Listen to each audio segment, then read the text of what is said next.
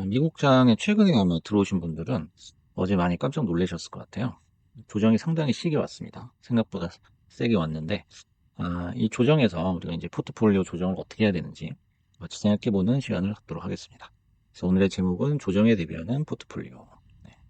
뭐, 내용은 별거 없습니다. 어떤 식으로 종목을 담아야 되는지, 그것만 간단하게 얘기를 해보겠습니다. 일단 이제 현금 비중을 늘려라 이 얘기를 많이 하죠.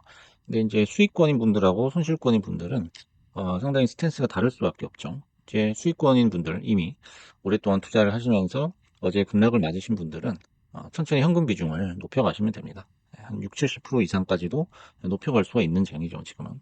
어차피 수익이니까. 근데 최근에 들어오셔가지고 이제 손실을 보고 계시는 분들 같은 경우에는 상당히 어떻게 할 수가 없죠. 현금 비중을 늘린다면은 뭐 손절을 하라는 얘기도 아니고 지금 당장 손절은 불가능하고 나스닥에서 사실 포트를 제대로 담았다면은 손절이란 건 필요가 없죠. 예, 손절이란 건 필요가 없어. 단타를 치지 않는 이상. 그래서 조정이 끝날 때까지는 일단은 대기해야 돼요. 이 대기하는 게 사실 주식시장에서 가장 그 힘든 액션이죠. 그래서 조정이 끝날 때까지 그 기간 조정이 끝날 때까지 기다리는 게 굉장히 고통스러울 수도 있어요. 그래서 이제 약하게 매수를 하거나 아니면 기다리는 그런 장이 펼쳐질 가능성이 높습니다. 그래서 뭐라도 사야겠다 하시는 분들은 횡보장, 그다음에 하락장에 유리한 커버드 콜 ETF, 배당 ETF 중심으로 조금씩 사시는 게 오히려 나을 수 있다라는 거죠.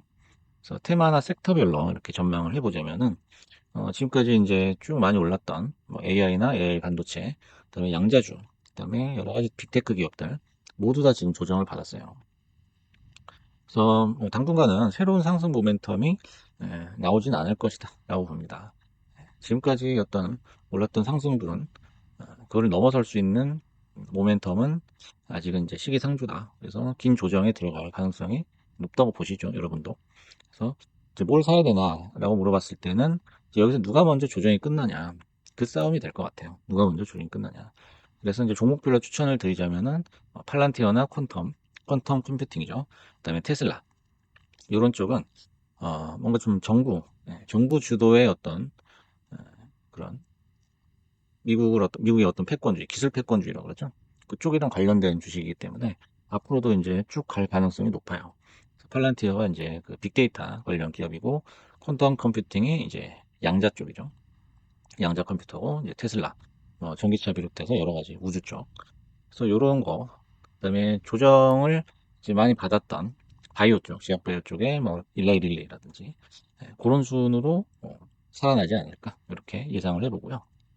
만약에 이제 포트를 담는다면은 좀 많이 들어보셨을 거예요. 뭐 QILD, XYLD, 제피 같은 거, 커버드 콜 ETF죠.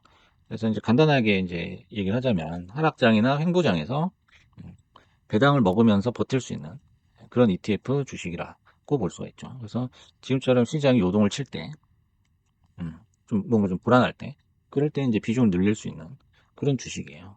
그러니까 초급등했을 때는 상대적으로 손실이 날 수 있지만 당분간 초급등은 없다고 봐야겠죠. 그래서 이런 커버드 콜 ETF도 고려를 하면 좋겠죠. 그래서 아까 얘기했던 이제 미국의 기술 패권주의 관련 테크 주식이에요. 이제 팔란티어 같은 경우에는 어제 시장이 급락을 했지만 보실까요?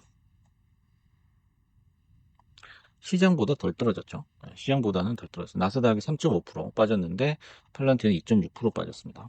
그리고 현재 테슬라처럼 막 급등해가지고 급락을 눈앞에 두고 급락이 나오고 그런다기보다는 다소 완만하게 올라가고 있어요. 이것도 이제 급등에 속하긴 하지만 테슬라보다는 완만한 편이고 21선 위에서 견주하게 그 주가를 지켜주는 움직임이 보이거든요. 그러면 이제 예, 저항선 뚫고 올라온 이 주가가 뭔가 새로운 지지선을 만들 가능성이 있다. 이렇게 볼 수가 있어요. 그래서 뭐 펀더멘털적이나 흑자 전환을 했죠, 올해. 펀더멘털이나 어떤 대외적인 변수, 그리고 주가의 어떤 기술적인 움직임, 모든 게 괜찮다고 볼 수 있어요. 그나마 이 폭격에서 살아남은 주식이 아닌가. 그런 생각이 들고, 퀀텀 컴퓨팅은 이제 좋은 소식이 하나 있었죠, 어제. คว텀띵이 나사와 계약을 체결했다. 그래서 주가가 52% 폭등했다. 그런 거예요. 그래서 나사와 계약을 체결했다. 라는 거는 뭐 좋은 소식이죠. 그래서 팔란티어도 마찬가지고, 팔란티어는 FBI, 뭐 CIA 이쪽이랑 일을 하고 있고, 퀀텀 컴퓨팅은 나사 쪽, 그다음에 테슬라는 뭐 CEO가 이미 미국 정부에 들어가 있으니까. 그래서 미국 기술 패권주의 입맛에 가장 잘 맞는 그런 테크 주식이다. 이렇게 보시면 될 것 같습니다.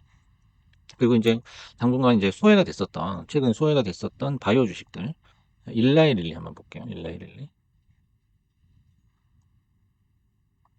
보시면 고점 970달러에서 이제 많이 내려왔어요. 한 뭐 2, 30% 조정을 받았죠. 받고서 이전에 요 지지선을 버텨주는 그런 느낌이에요. 요 지지선, 요 밴드 내에서 버텨준다. 700대 지금 중반대 가격으로 형성이 되어 있는데, 여기를 딛고서 다시 올라갈 가능성이 굉장히 높아요. 그래서 21선이 계속 급격하게 떨어지다가, 지금 이제 그 기울기가 0으로 맞춰진 느낌이거든요. 그러면은 요거를 딛고서 시세가 나올 가능성이 높다. 뭐 아직 뭐 피만약 관련해가지고 뭐 별다른 뉴스는 없지만 곧 있으면 나오지 않을까 이런 생각을 한번 해봅니다. 그래서 일레릴리도 주목을 할 만하고요. 그다음에 이제 엔비디아 같은 경우에는 이제 AI 반도체, 브로드컴도 마찬가지고 요거 이제 생각보다는 이렇게 많이 시세가 나올 가능성은 없다.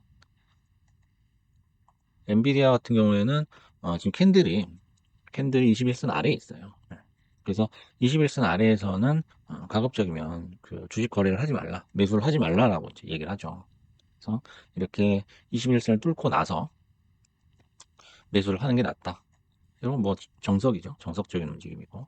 그래서 앞으로도 계속 이제 수익 실현이 나올 가능성이 높고요. 그 다음에 이제 비트코인인데, 비트코인도 이제 AI 반도체랑 마찬가지인 것 같아요.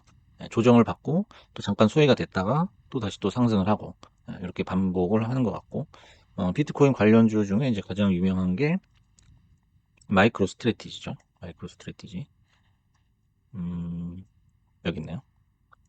지금 이제 뭐 21선에서 많이 내려와 있는, 떨어져 있는 상태이기 때문에 당분간은 가격 조정, 기간 조정을 같이 받을 가능성이 높죠. 하지만 비트코인은 그 무한정 올라간다고 봐야 됩니다. 무한정 올라가기 때문에 장기적으로는 올라요. 그래서 이 조정이 끝나고 나서, 조정을 받을 때 사는 게 아니고 조정이 끝나고 나서 뭔가 다시 또 스물스물 올라오기 시작할 때, 그때가 이제 중요한 매수 포인트가 되겠죠. 그래서 요런 순서, 요런 비중이 괜찮지 않나 한번 생각을 해봤고요.